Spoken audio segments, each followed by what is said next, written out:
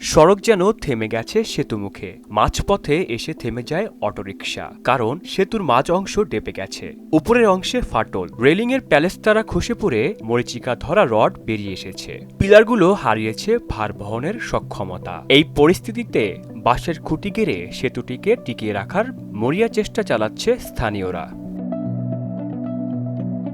বলছি দাউদকান্দি সদর উত্তর ইউনিয়নের গোলাপের চর গ্রামের গোমতীর শাখার খালের উপর থাকা সেতুর কথা। প্রায় ৩০ বছর আগে নির্মাণ করা সেতুটি বর্তমানে ঝুঁকিপূর্ণ অবস্থায়, যে কারণে স্থানীয় বাসিন্দারা শতাধিক বাঁশের খুঁড়ি গেড়ে সেতুটি রক্ষা করার চেষ্টা করছে। এমন ঝরাজীর্ণ ও ঝুঁকিপূর্ণ সেতুর কারণে প্রতিদিনই দুর্ভোগ পোহাতে হচ্ছে দুই উপজেলার ৭ গ্রামের প্রায় ২০,০০০ মানুষকে। ঘটতে পারে বড় ধরনের দুর্ঘটনা। নতুন সেতু নির্মাণের দাবি স্থানীয়দের।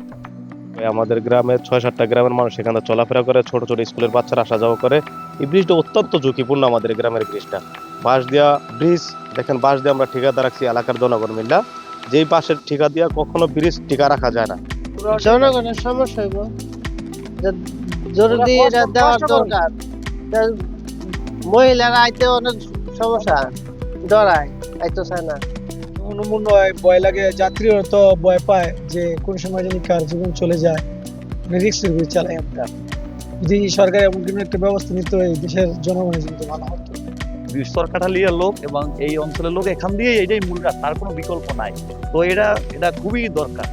এবং আমি ১ বছর ধরে এটা ভাঙা এখানেও ছিল, এই যে দাঁড়াইয়াছে এখানে একবার ভাঙছে, আবার এটা ঠিক করার পর ওইটা ভাঙছে। এখানে এটা সরকারের এবং যারা ঊর্ধ্বতন কর্তৃপক্ষ আছে, এই যে হাইওয়ে রুট এবং এই ব্রিজের, তারা এটা দ্রুত এটা সংস্কার করা উচিত, নাহলে এখানের প্রায় ৩০-৪০ হাজার মানুষের ভোগান্তির শিকার হবে। সংশ্লিষ্ট ঊর্ধ্বতন কর্তৃপক্ষ ব্রিজটি পুনর্নির্মাণের প্রস্তাব পাঠানো হয়েছে এবং প্রস্তাব পাশ হলেই কাজ শুরু হবে বলে জানান স্থানীয় প্রকৌশলী। দ্রুত সময়ের মধ্যে অনাকাঙ্ক্ষিত দুর্ঘটনা ঘটার আগে ব্রিজটি পুনর্নির্মাণের ভূমিকা রাখবে সরকারের যথাযথ কর্তৃপক্ষ, এমনটাই প্রত্যাশা এলাকার স্থানীয়দের। আহসানুল হৃদয়, মোহনা ডিজিটাল।